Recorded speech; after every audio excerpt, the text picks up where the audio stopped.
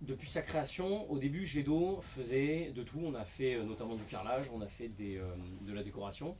Les lettres que vous avez dans les stations de métro, par exemple, elles ont été découpées ici. Ce genre de choses. Donc, il y a des applications très diverses et variées. Des marchés comme le médical, l'automobile, qu'on fait toujours. Et puis, avec la croissance de l'aéronautique qu'il y a eu sur les 30 dernières années, bah forcément, en étant à Toulouse, on a été beaucoup consulté, beaucoup sollicité. La réglementation au niveau de l'aéronautique étant très très stricte, on monte une structure avec du coup des services qualité, un suivi, une traçabilité très importante qui fait que du coup on est presque contraint de ne faire que de l'aéronautique sur un site comme celui-là. On a ce qu'on appelle sur les avions de la gestion de configuration. Donc la gestion de configuration, qu'est-ce que c'est?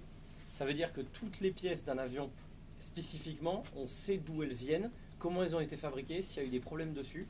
Et précisément, on sait, on va dire, sur le lot, qui l'a fabriqué, mais aussi du coup quelles ont été les mesures. Donc on sait tout. Et on ne le sait pas pour une gamme d'avions, on le sait pour un avion spécifique. Donc si vous voyez deux avions sur le tarmac, normalement, enfin bref, à l'aéroport, les personnes en charge de l'avion sont capables de vous dire précisément ce qu'il y a dans l'avion.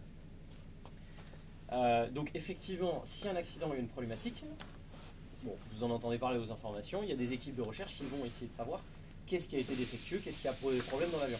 En général, globalement, les avions sont quand même soumis, avant d'être livrés à leurs clients, à beaucoup de tests. Ils vont remonter effectivement la cause. S'il s'avère que c'est une pièce, ils vont remonter la chaîne et ils vont voir ce qui s'est passé. Donc effectivement, aujourd'hui, on est dépendant alors, on était dépendant à 90% de l'aéronautique il y a quelques années, puisque dans l'aéronautique, on ne produit pas sur commande. Ils ont des cadences de production et ils essaient de vendre les avions en parallèle. Donc ça veut dire que ça peut arriver que s'il n'y a pas de commande, les avions se stockent à la sortie des chaînes d'assemblage. Parce que, ouais, c'est ça, comme vous l'avez dit, hein, le risque c'est d'abord si l'aéronautique se plante, ce qui peut arriver du jour au lendemain, c'est terminé.